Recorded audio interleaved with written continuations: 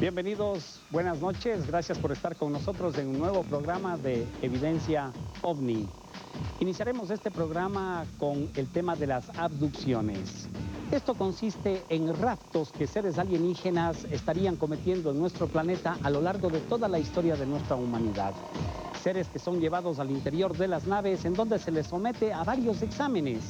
Esto es contra su voluntad, sin embargo, en varias oportunidades hemos apreciado que estas personas terminan identificándose con sus raptores. Veamos la nota que les hemos preparado al respecto.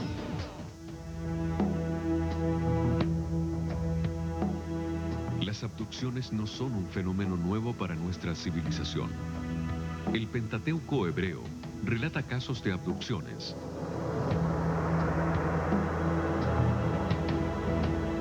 Como el carro de fuego que raptó al profeta Elías o la extraña ballena que secuestró a Jonás.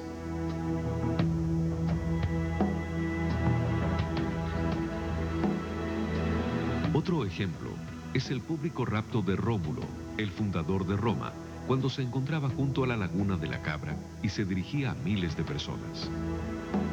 La diferencia fundamental entre las abducciones históricas y las que suceden en nuestros días es la limitación tecnológica que poseían nuestros ancestros.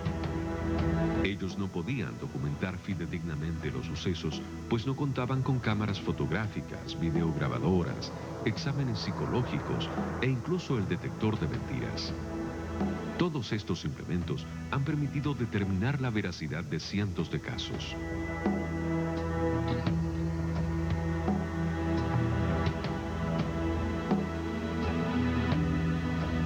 Un ejemplo es lo sucedido a Betty y Barney Hill, quienes protagonizaron una increíble abducción. Su historia fue corroborada por más de 200 científicos que analizaron la evidencia.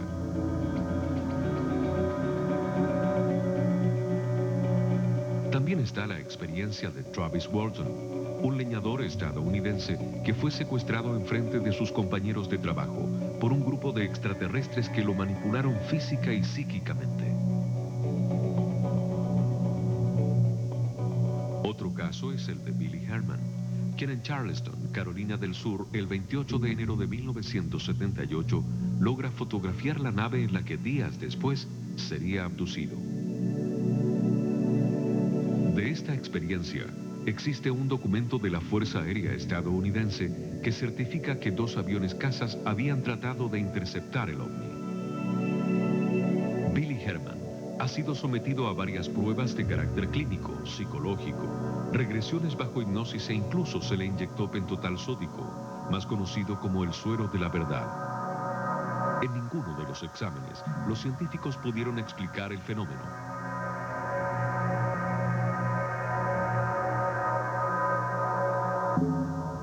Muchos de los secuestrados afirman que sus captores los envían de regreso con mensajes apocalípticos acerca de la vida en la Tierra.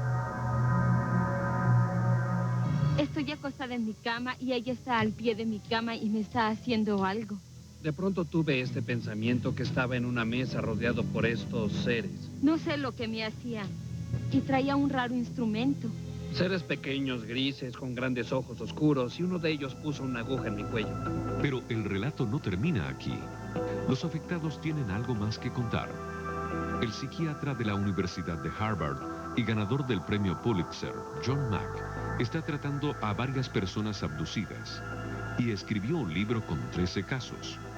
Esto es una locura. Me dije, esto no es posible. He visto muchos casos y he trabajado 2 años antes de decir, mira, hay un misterio aquí, no lo puedo explicar. Hay algo en lo que dicen que les está pasando. Luego de trabajar con más de 100 pacientes, la revisión clínica del Dr. Mack da a los secuestrados la oportunidad de hablar abiertamente de sus experiencias.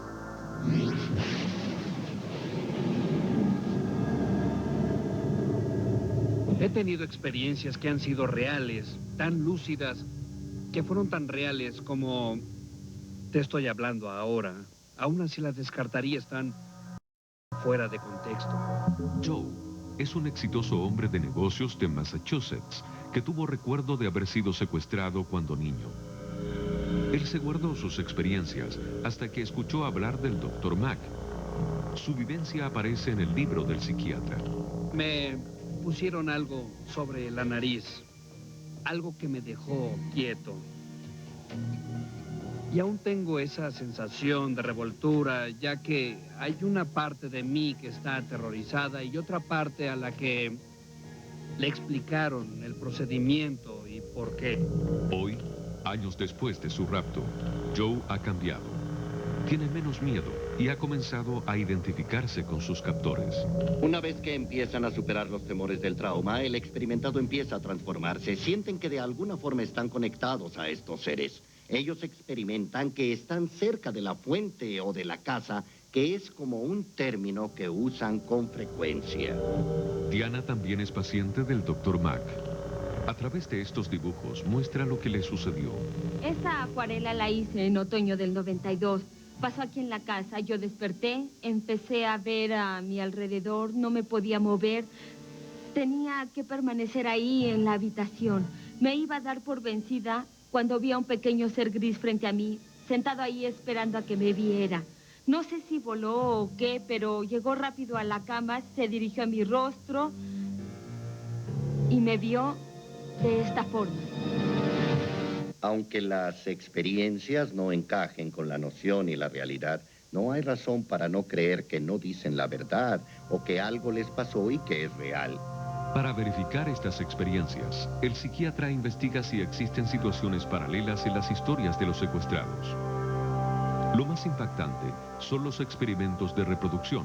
Muestra de esperma tomadas de los hombres en una copa puesta sobre el pene y con alguna clase de energía vibratoria que causa la eyaculación. Óvulos tomados de las mujeres hacen algo con el óvulo y el esperma que posteriormente es reimplantado en el siguiente secuestro y después será removido posteriormente. Los relatos complejos y consistentes de los afectados siempre tienen un principio, una mitad y un exacto y mismo fin. Los secuestrados son avisados de una inminente destrucción a menos que los terrícolas cambien drásticamente su forma de pensar. Se nos ha dicho que la experiencia humana, que la raza humana, como la hemos conocido, se está volviendo no viable, extinguible, que no sobrevivirá. Mi propio sentido de esto, y esto especulando, es que también se nos está dando a escoger a cambiar de forma. En otras palabras, estamos para cuidar y atender la tierra, ser responsables y tener conciencia de lo que nos hemos alejado del Creador y de la fuente, que hemos tratado a la tierra como si fuera de nuestra propiedad.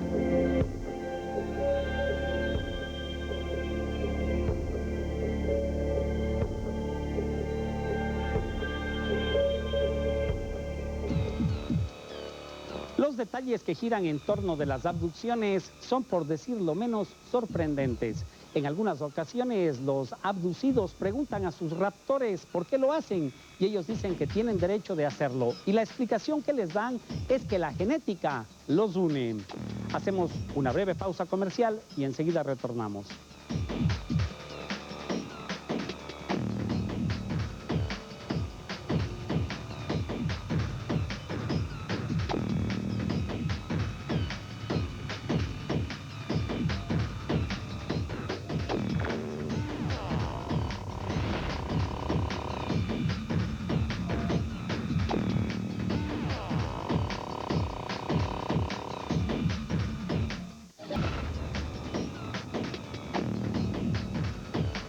Estamos de regreso. Uno de los casos de encuentros con seres extraterrestres que ocupó nuestra atención en Puerto Rico fue el que le sucedió a Amaury Rivera, en donde los seres alienígenas que lo secuestraron no le tenían precisamente preparado un mensaje optimista. Veamos el resumen de esta historia. El 9 de mayo de 1988, el puertorriqueño Amaury Rivera conducía cerca del pueblo de Hormigueros. Yo escucho unos sonidos como si fuera, como yo pensé en eso, como una cabra o algo, un animal cogiendo al lado del auto. Pero que así cuando miro de reojo veo que es una figurita pequeña y cuando miro para el lado era como como si fuera un hombrecito chiquito. Entonces cuando yo vi ese hombrecito, como que me paniqué y paré. Y cuando pegué freno, cuando voy a darle acelerador de nuevo, que miro acá, el cero, el hombrecito está parado en este lado, ahí. Entonces ahí yo de nuevo pensé rápido, esto todo fue en momentos, contándolo se tarda más. Yo dije, pero ¿y cómo puedo llegar de acá a acá tan ligero? Y cuando estoy pensando eso, escucho ruido de este lado y ahí fue cuando escucho así el sonido que abren la puerta. Y cuando abrieron la puerta, pues ahí yo quedé. O me desmayé o me pusieron a dormir ellos, no sé. Rivera recuperó el conocimiento varios kilómetros al norte del lugar donde había perdido el sentido. En ese momento, sobre él se balanceaba una gran nave que él describe como un gran platillo volador. Poco después, llegó un avión F-14 de la Marina de Estados Unidos. Rivera fotografió el objeto que vio y sus imágenes son consideradas una de las mejores de este fenómeno. Yo sí sabía que no estaba en el mismo lugar y cuando me tranquilicé y pude controlar los nervios y el llanto, me bajé del auto y en ese mismo momento pues, aparecieron tres aviones militares. Después de esta experiencia, Amaury perdió la memoria durante algunos días, pero luego recordó su viaje y la devastadora profecía para la humanidad que le fue revelada. Se escuchaba un gran zumbido a lo lejos, como un trueno. Todos lo vimos a la vez. Una piedra se estaba derrumbando en pedazos mientras caía, pero su tamaño, en lugar de disminuir, aumentaba. El grupo, el guía y sus dos acompañantes nos dirigimos a ese objeto que caía del cielo. Antes de ascender hacia la cima, escuché gritos, gente gritando, pero no los veía. Algunas de las otras 14 personas que me acompañaban también empezaron a gritar. Era horrendo. Sentía que quería saltar de mi asiento. Recuerdo haber querido cerrar los ojos, pero no podía. Tenía que ver. Esos gritos jamás los olvidaré. Eran tan espantosos que quería desgarrarme la ropa. Sentí ese impulso incontrolable, pero me detuve. Al acercarnos más, pude notar que se encontraba en llamas.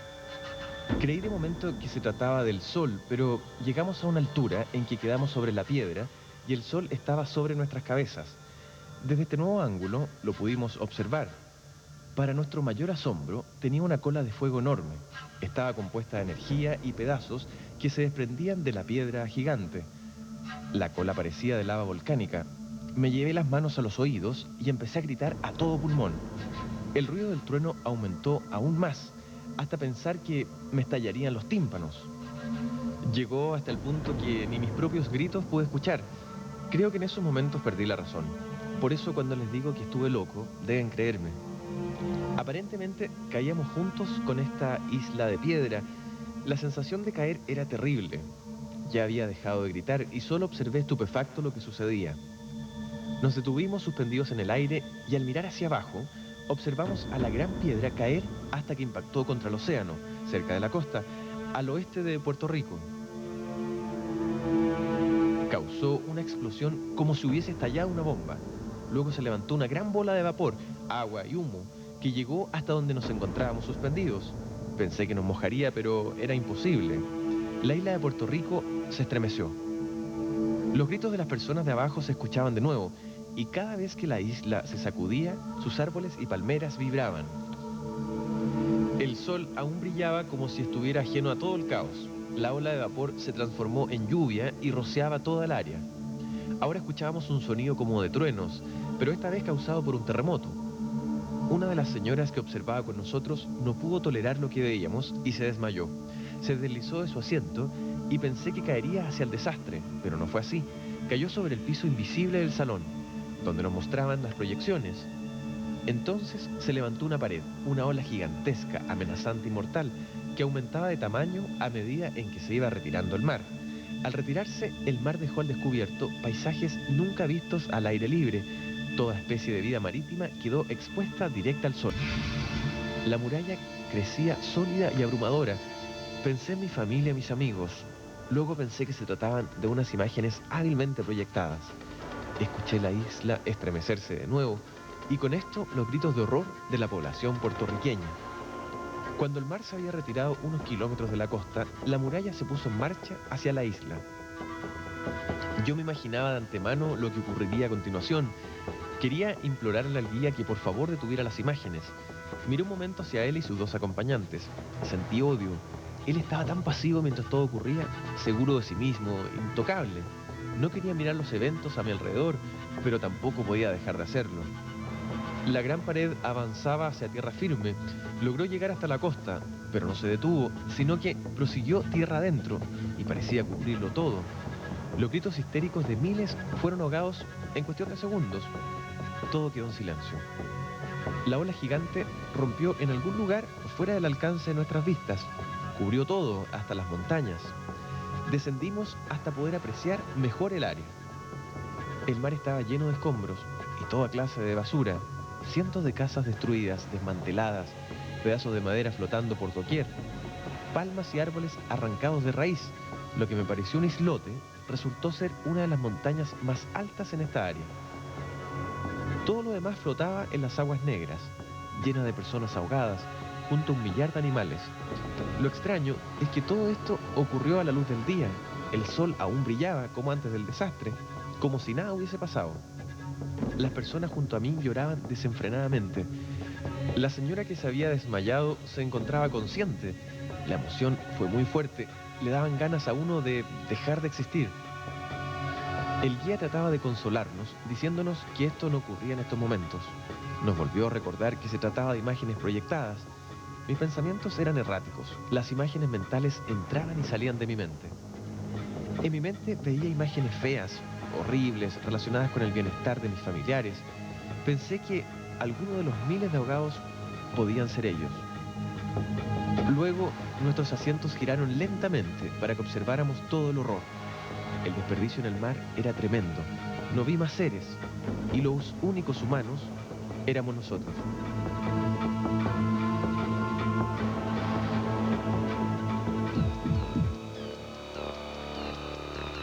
La mayoría de las estadísticas de avistamientos OVNI en Puerto Rico apuntan directamente a Cabo Rojo, lugar donde Amaury Rivera habita. Y muchas son las personas en este sector que han logrado captar fotografías y videos, lo que resulta una evidencia innegable. Hacemos una breve pausa comercial y enseguida retornamos.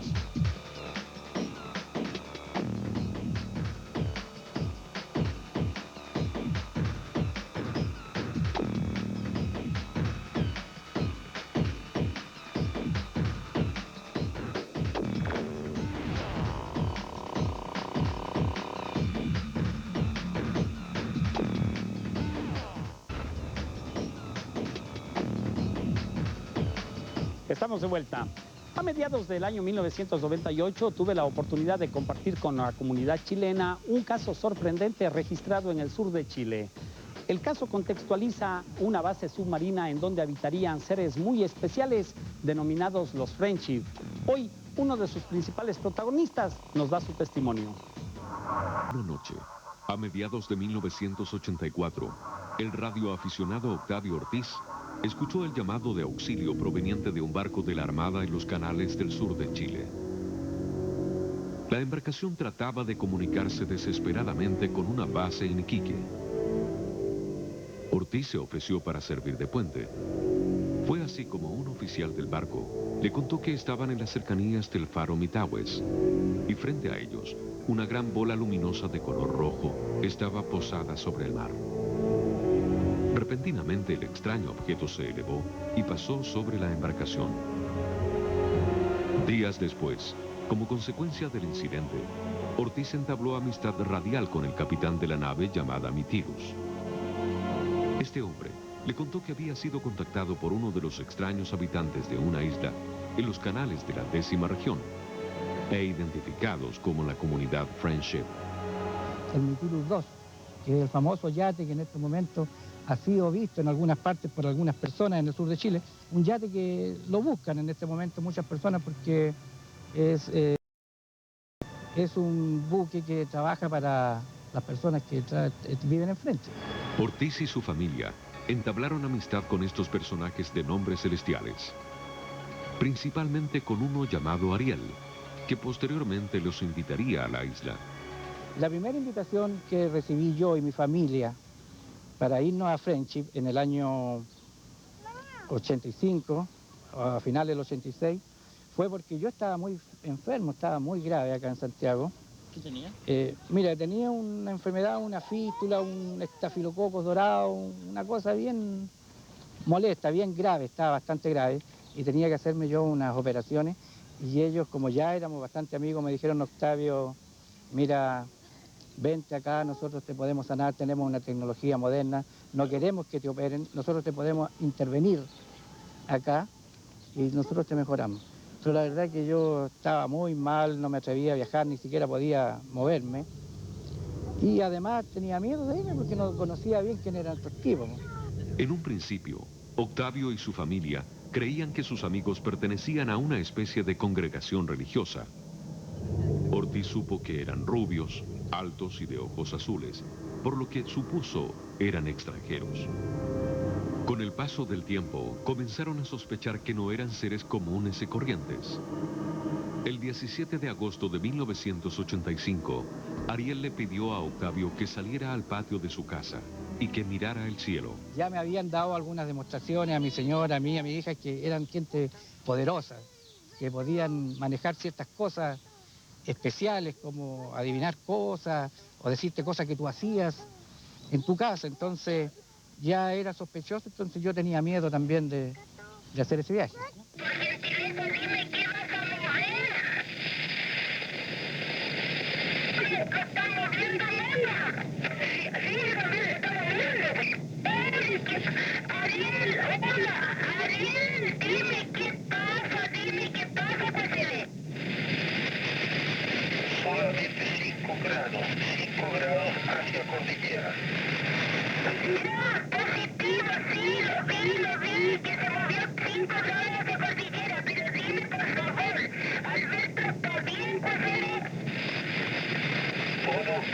Todo bien. Y ustedes podrán ver todo esto cuando vengan acá.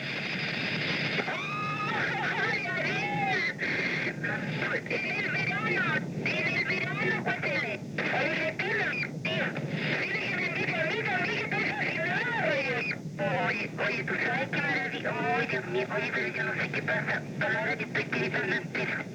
Escúchame bien. Vamos a ver a Ariel si lo está copiando, oye.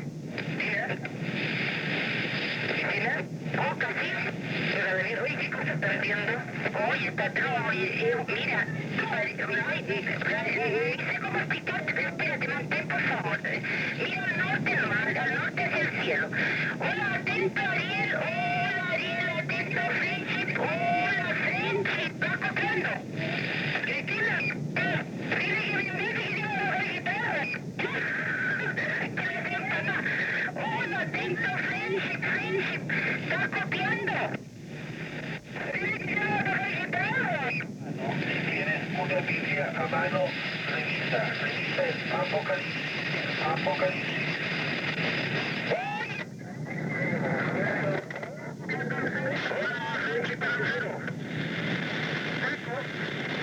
Hola, vamos a ver su lanzada, atento bien a Friendship. Este es Lucero con Santiago, cuéntale. Santiago, hola. Quiero el helicóptero, no se acerque, que no se acerque.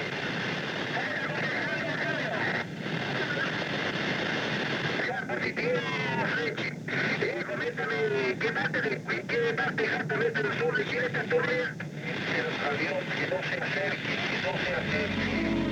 Las conversaciones entre la familia Ortiz y Friendship continuaron por años, hasta que un día Ariel les dijo que tenían que comunicarse de otra manera. En esos tiempos que dejamos de conversar por ahí por el año 95, que ya ellos nos habían enseñado varias cosas a nosotros que teníamos que practicar, que tendríamos que practicar otro medio de comunicación. ¿Cuál sería? Telepatía, que nosotros ya sabíamos ya cómo hacerlo, y teníamos que practicar, y cuando lográramos eso, nuevamente íbamos a tener el contacto. Octavio cree que la gente ha utilizado el nombre de Friendship para obtener algún tipo de ganancias. Se han hecho un montón de programas de televisión, algunos buenos, otros malos, pero No quiero, la verdad de las cosas, como te dijera yo, culpar a alguno que se haya pasado. Más bien diría yo que uno de los problemas más grandes que ha habido con este asunto sobre Friendship ha sido con un grupo de personas radioaficionadas también que se hicieron pasar por Friendship y lograron tener una buena sintonía en un canal de los 11 metros. También sospecha que Friendship ha causado polémica en los estamentos gubernamentales.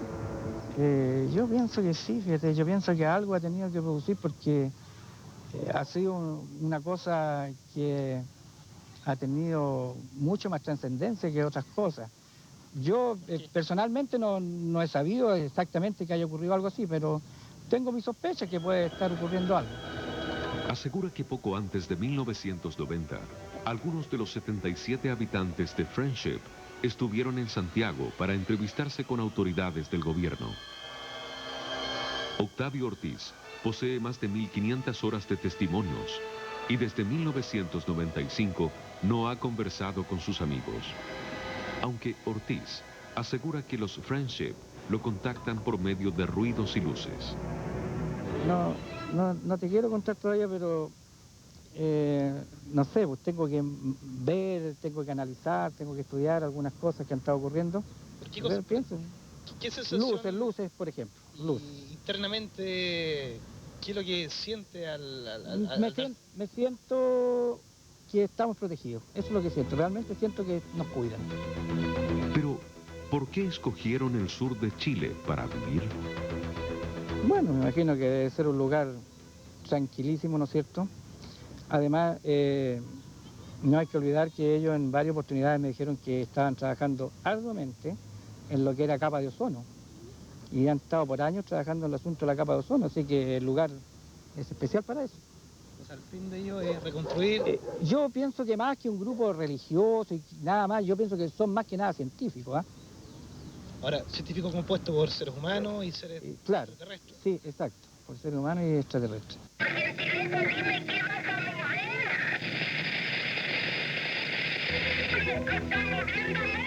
Han pasado más de 15 años desde que la familia Ortiz entabló amistad con la comunidad Friendship. Octavio, cuando se refiere al tema, lo hace con cariño y con la esperanza de volver a entablar contacto con sus amigos que están rodeados de misticismo y misterio.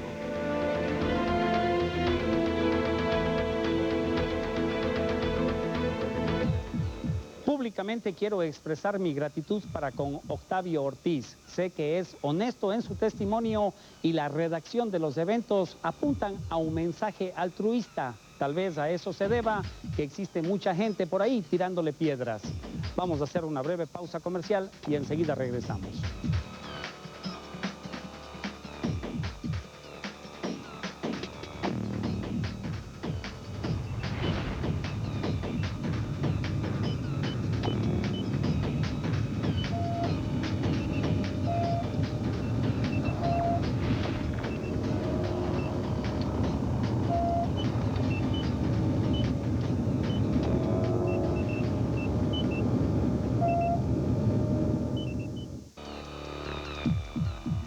Enclavado en medio de la selva ecuatoriana, se encuentra uno de los grandes enigmas de la humanidad.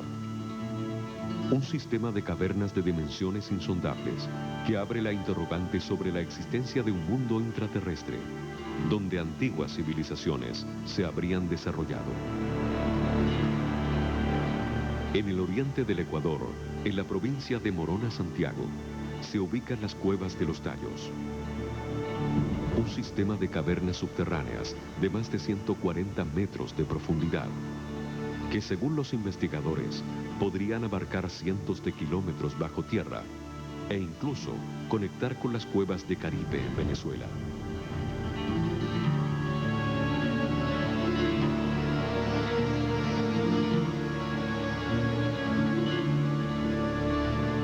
Las cavernas fueron bautizadas por los indígenas con el nombre de los pájaros que allí habitan, los tallos.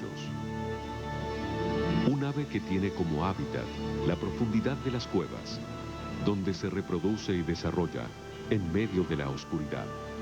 El tallo es utilizado por los indios jíbaros de la región como parte de su alimentación, quienes descienden en las profundidades para cazarlos y atrapar a los polluelos en sus nidos.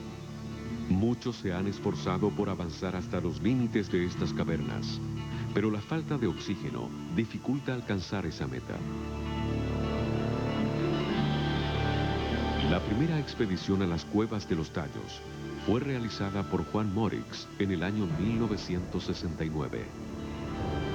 El grupo descendió 104 metros y recorrió 4,5 kilómetros del sistema de cavernas.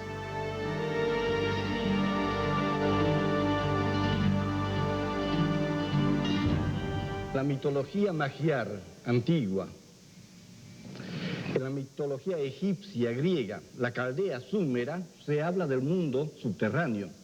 He seguido las huellas antiguas para llegar a concretarme en el Ecuador, para abrir un nuevo camino, una nueva entrada. Pero conozco muchas otras en el Perú, en Bolivia, en el lago Titicaca, concretamente en Sacsayhuamán, el Cusco, y muchos otros lugares donde se puede descender. Pero hay que entrar a profundidades mayores para llegar realmente a lo que es el mundo subterráneo. En opinión de Morix, su viaje constituía un hallazgo sin igual, porque permitía determinar con claridad la existencia de una civilización subterránea, como la que habría imaginado Julio Verne en su viaje al centro de la Tierra. El expedicionario detalló la presencia de tesoros y sitios arqueológicos que corroboraban su teoría. Sus declaraciones provocaron gran polémica en la época y aún siguen impactando.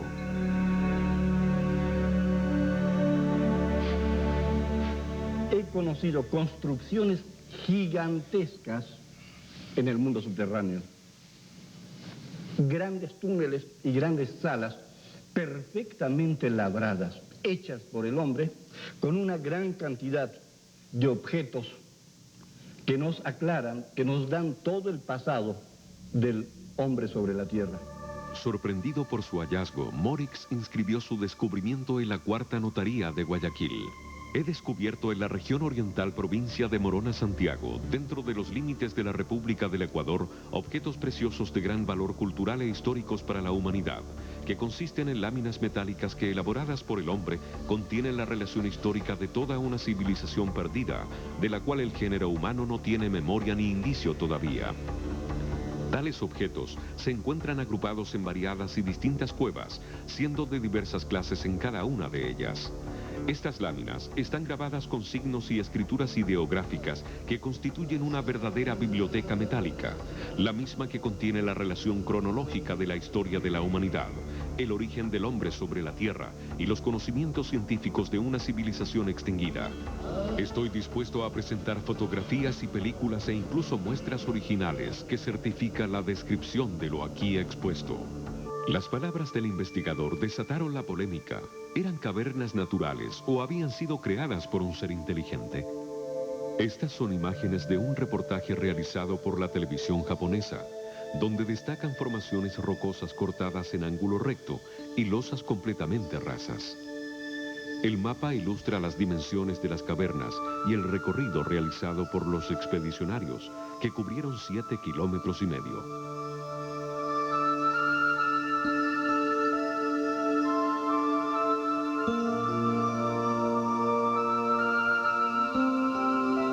El guía nativo entregó la siguiente versión para los tesoros que Morix describió.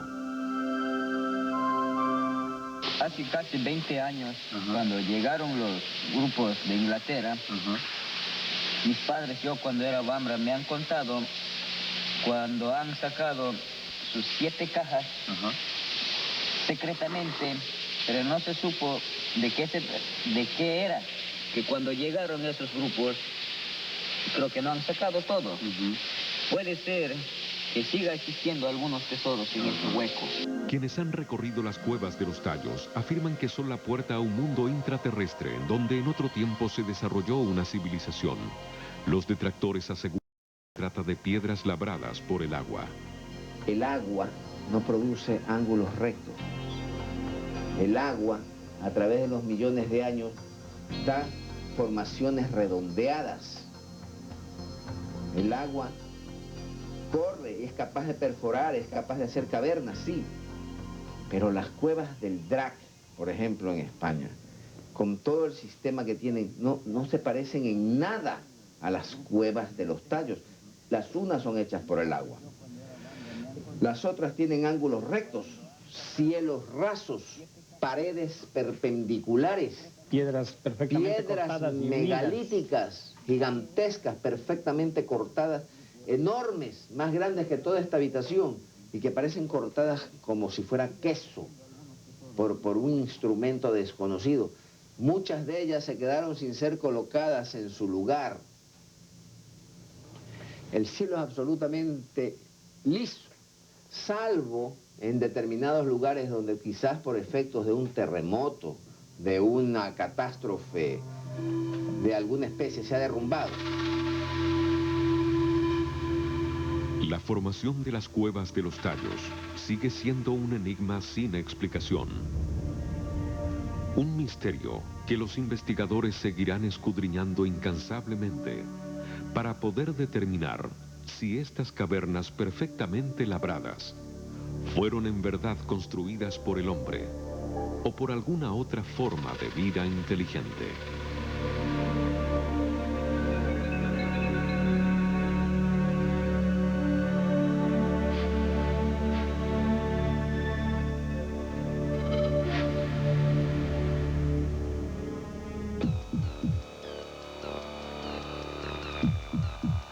Ya estamos de vuelta. Las cosas en el cosmos no suceden de acuerdo a nuestras tibias interpretaciones, pues para comprender su funcionamiento debemos desprogramarnos. Pero ojo, desprogramarnos, no reprogramarnos. De hecho, somos víctimas de una herencia cultural.